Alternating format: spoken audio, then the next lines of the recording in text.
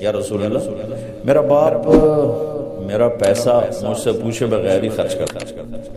بات تو قانون کی اس نے ٹھیک کی تھی کہ اگر بیٹے کی کمائی ذاتی ہو، ذاتی باپ کی طرف سے نہ ہو، ذاتی محنت مزدوری کر کے ہو، تو باپ کو اجازت لے کے خرچ کرنا چاہیے. قانون یہ ہے. اس نے آ کے شکایت کر، تو آپ نے اس کو بلوایا. جب اسے پتہ چلا کہ میرے بیٹے نے میری شکایت کی تو ان کو بڑا غم ہوا. تو عرب تو پیدائشی شاعر ہوتے تھے، ماں کا دودھ چھوڑتے تھے اور شعر کہنا شروع کر دیتے تھے. عرب کا ماحول ایسا تھا. تو اس کو انہیں جب پتہ چلا کہ میرے بیٹے نے میری شکایت کی تو ان کو رنج ہوا. تو انہیں کچھ شعر کہے، زبان سے نہیں، دل میں، دکھ میں آ کر اشعار.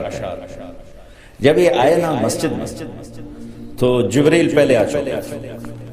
یا رسول اللہ تعالیٰ فرما رہے ہیں کہ آپ ان کا کیس بعد میں سنیں، اس سے کہیں وہ شعر سنا جو تیری زبان پہ تو نہیں آئے پر اللہ نے سنا. میرے اللہ کی نظر کیسی ہے بتایا ہے، میرے اللہ کا سننا کیسا ہے بتا رہا ہوں. تو آپ نے کہا اچھا بھائی تیرا معاملہ تو ہم سنتے ہیں، لیکن پہلے تو بتا کہ وہ کون سے اشعار ہیں جو تو نے دل ہی دل میں کہے، زبان پر نہیں ہے اور اللہ نے اسے عرشوں پر سنا ہے.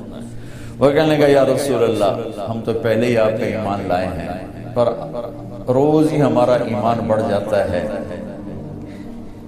اس قسم کی چیزوں سے کہ آپ کا رب کیا طاقتور رب ہے جس نے میرے دل کی دھڑکنوں میں اٹھنے والی آواز کو بھی سن لیا. میں نے تو زبان سے ایک لفظ نہیں کہا تھا. میں نے کہا تو سنا کیا کہا تھا.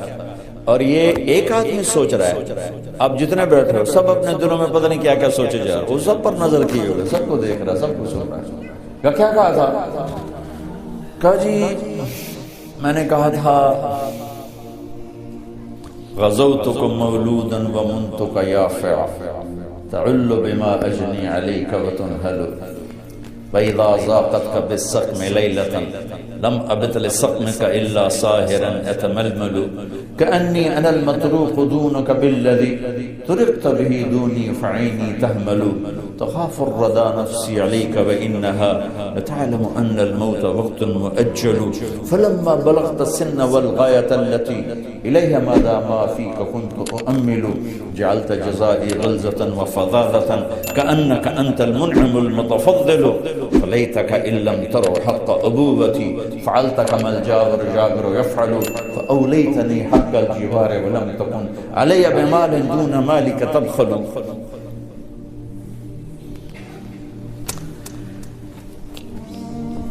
کیا کلام ہے، میں کہاں سے ترجمہ کروں. کہا بیٹا جس دن تو پیدا ہوا تھا نا اسی دن سے ہم نے اپنے لیے جینا چھوڑ دیا. ایک پیو دی فریاد سن، بچے بھی بیٹھے ہو، پیو بھی بیٹھے ہو، والدین میں ہیں، اولاد بھی ہیں. اولادوں کو پتہ نہیں ہوتا کہ ماں باپ کتنا دکھ اٹھاتے ہیں. بیٹا جس دن تو پیدا ہوا تھا ہم نے اسی دن اپنے لیے جینا چھوڑ دیا. ہم نے تیرے لیے جینا شروع کیا، تجھے راحت پہنچانے کے لیے تکلیفوں سے ٹکر لی، تجھے گرم رکھنے کے لیے سرد ہواؤں کے تھپیڑوں سے لڑا، تمہیں ٹھنڈک پہنچانے کے لیے تپتی ریت میں تپتی ہواؤں سے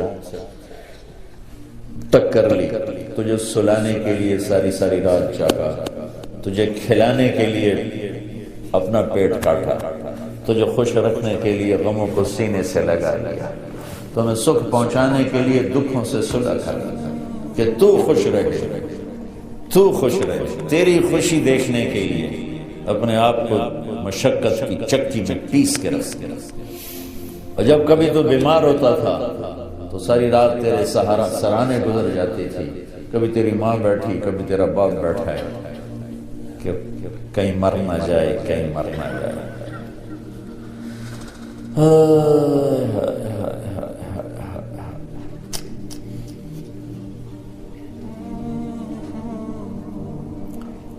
اور حالانکہ موت کا وقت تو مقرر ہے، اتنے وقت پر ہی آنا ہے، لیکن تیری بیماری ہزاروں شک پیدا کر دیتی تھی، اور ہم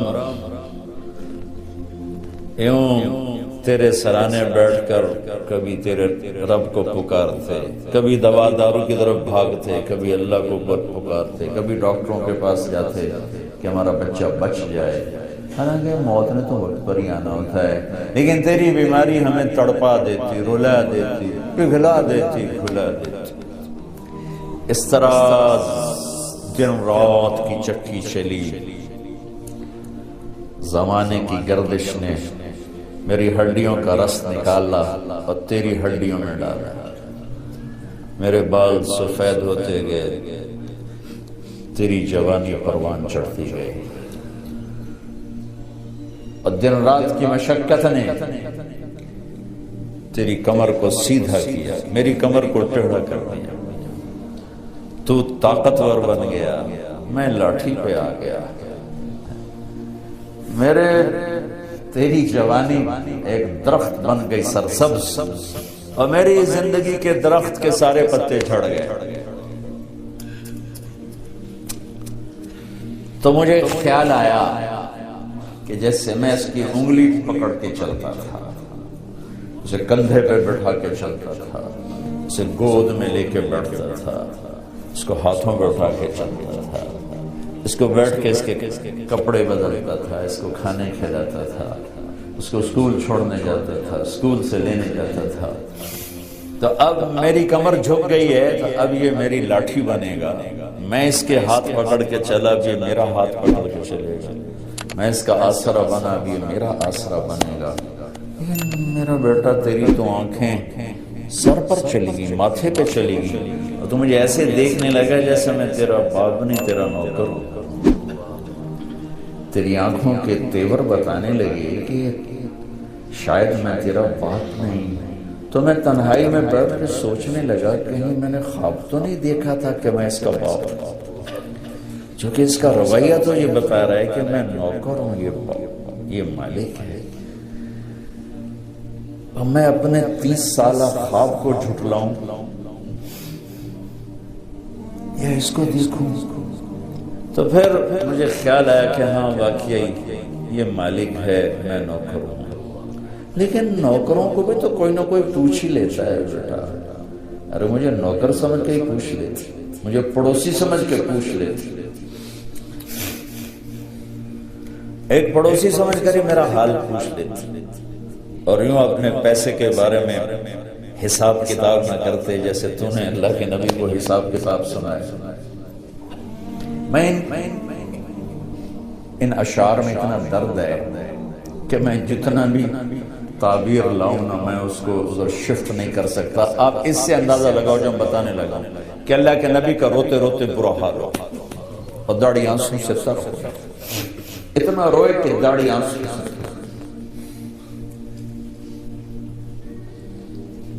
تو میں ان کو کیسے اردو میں کیسے لاؤں؟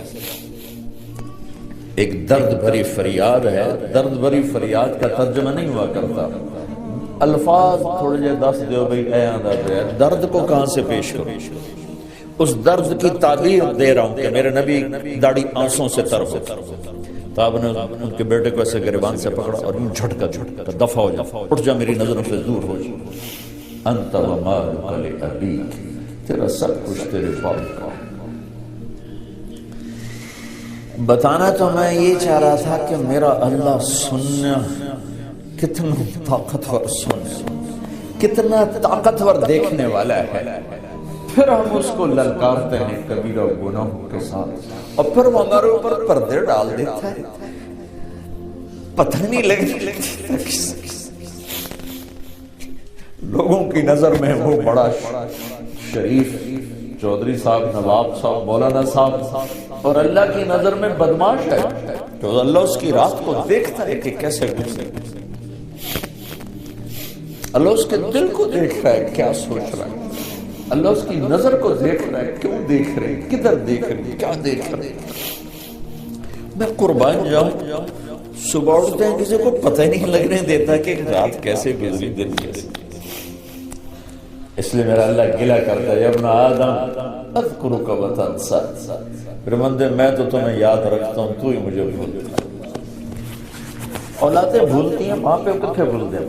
کبھی ماں پہ بھی بھولے اولاد ہمیشہ اولادیں ہی بھولتی ہیں۔ تو میرا اللہ گلہ کرتا ہے اذکرک وتنسا، میں تو تمہیں کبھی نہیں بھولتا، تم کیوں بھول گئے؟ وَأَسْتَغْفِرُكَ وَلَا تَخْشَىٰ، میں تیرے گناہوں کو کیسے چھپاتا ہوں، تو پھر بھی مجھ سے حیا نہیں کرتا۔ میں چاہوں تو تجھے رسوا کر کے ننگا کر کے کھڑا کر، لیکن تیرے سارے رات کے دن کے اندھیرے کے اجالے کے تنہائی کے سارے گناہوں کو یوں چھپاتا ہوں کہ کسی کو پتہ ہی نہیں چلنے گا تو کیا کر رہا ہے، لیکن تجھے پھر بھی مجھ سے شرم نہیں آتی۔ ولا تخشى خیری الیک ناظر وشرک الی صاحب، صبح سے شام تک جو کچھ تو کرتا ہے میں دیکھتا ہوں، اس کے باوجود جب رات آتی ہے تو تم ایسے سلاتا ہوں جیسے تو نے میرے کوئی نافرمانی کی۔ سارا دن تو نے شراب بیچی، سارا دن تو نے جوئے میں گزارا، سارا دن تو نے ایک نماز نہیں پڑھی، سارا دن تو نے جھوٹ بولا، سارا دن تو نے یہ کیا وہ کیا، جب رات آئی تو میں نے نیند سے کہا جا میرے بندے کو سلا۔ وَإِنِّي أَكْلَأُهُمْ فِي مَضَاجِعِهِمْ كَأَنَّهُمْ لَمْ يَعْصُونِي، صبح سے شام تک تیرا دن جیسے گزرا، رات کو تو میں تمہیں الٹا لٹکاتا، میں کہتا نہیں میرا بندہ بندی سلا دو، شاید کبھی اسے توبہ کا خیال آ جائے، شاید کبھی اس کی ہماری دوستی لگ ہی جائے۔ دیکھو بڑے لوگوں سے دوستی لگانے کے لیے ایمان بیچنا پڑتا ہے، ضمیر کو مارنا پڑتا ہے، غیرت کے سودے کرنے پڑتے ہیں، کیا حلال حرام کس سے